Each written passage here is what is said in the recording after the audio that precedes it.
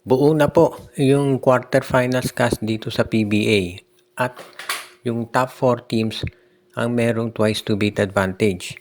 So ang maglalaban dito, San Miguel at NLEX. San Miguel ang twice to beat. Pagkatapos niyan ay ito namang Rain or Shine at Meralco. Twice to beat ang Rain or Shine. Itong Hinebra at Converge. Twice to beat ang Converge. At itong Magnolia at TNT.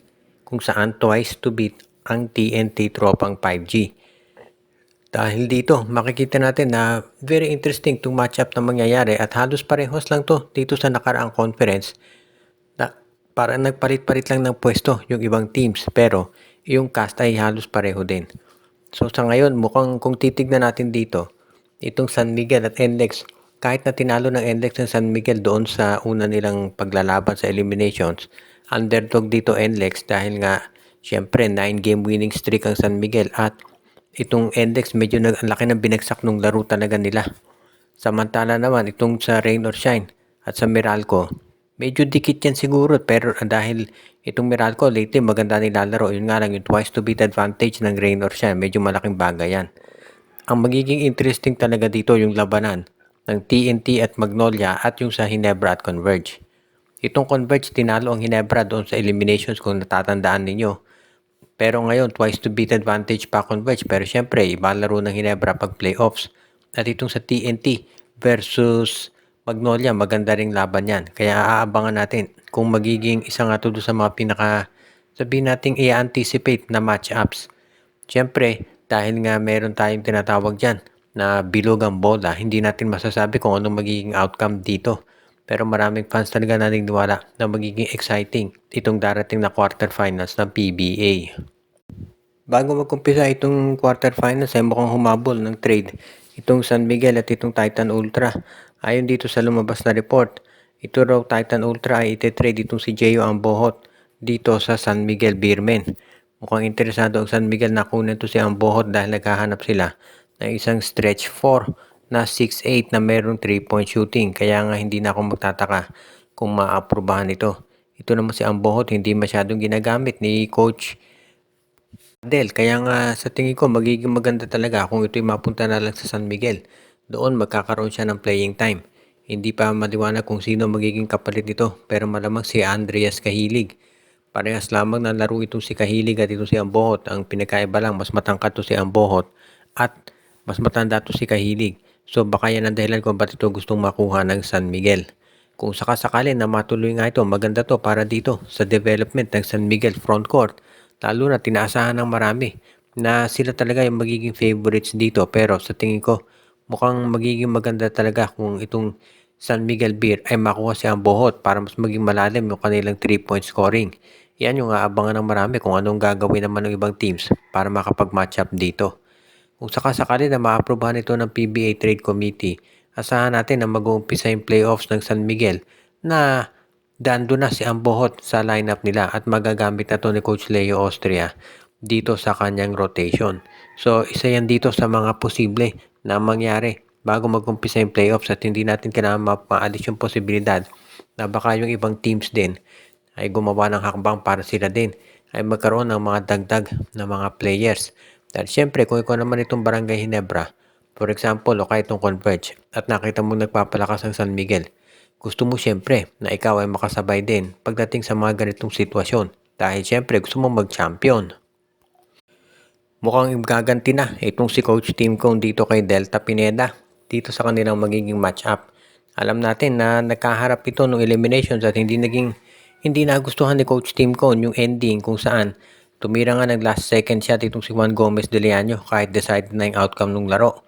At nagkaroon nga ng konting sagutan itong si Pineda at itong si Coach Tim Cone pagkatapos ng game. So ito na pagkakataon para sa Barangay Hinebra na bumawi kontra dito sa Converge Fiber Xers. Ngayon alam na natin na itong Hinebra at Converge ang maghaharap dito sa playoffs at kahit na may twice to beat advantage itong Converge, kumpiyansa itong Barangay Hinebra na kaya nilang tapatan itong Fiber Xers pagdating sa pag-execute ng mga plays. Siyempre, must win pareho yan para dito sa Hinebra para makaabante sila. Kaya nga kung ikaw naman itong Fiber Xers, dapat pag mo nang paabutin doon sa winner take all na game dahil mahirap na doon dahil yung momentum syempre malilipat na dito sa Barangay Ginebra. At alam naman yan ng Converge FiberXers. So dapat first game pa lamang siguraduhin na ng Converge na magagawa nila ng paraan para matapos nila at tapusin at eliminate na ang Ginebra. Kung ikaw naman ang Ginebra, kinakailangan syempre umpisa pa lang malakas na yung ipapakita mong laro para masiguro na hindi ka magkakaroon ng problema pagdating dito sa pagmamatch up. Kaya nga aabangan ng marami din kung ano mangyayari dito sa ending. Ito si Delta Pineda at si Team Cone. Masusubukan talaga si Delta Pineda dito at yung kanyang mga assistant coaches. Dahil nga makakaharap nila itong si Team Cone. Samantala naman kung ikaw itong Barangay Ginebra, mate-testing dito yung lineup ng Gene Kings. Alam naman natin na isa to sa mga inaabangan talaga ng lahat.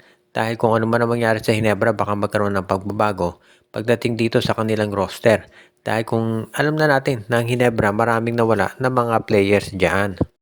Ayon naman dito kay Jason Castro nang na-interview ay sinabi niya na sa January pa raw siya makababalik.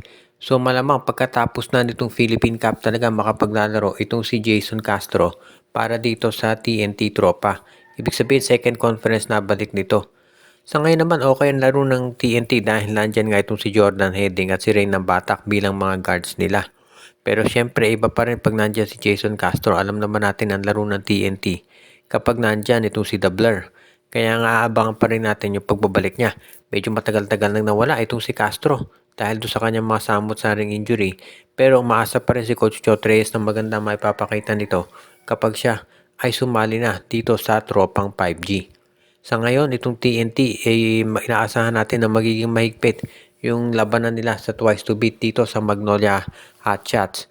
At ito namang si LA Tenorio, alam din na kailangan maging matindi yung labanan nila dyan. Si Coach Chot Reyes syempre gagawin ng lahat para matapos kaagad-agad yung serye.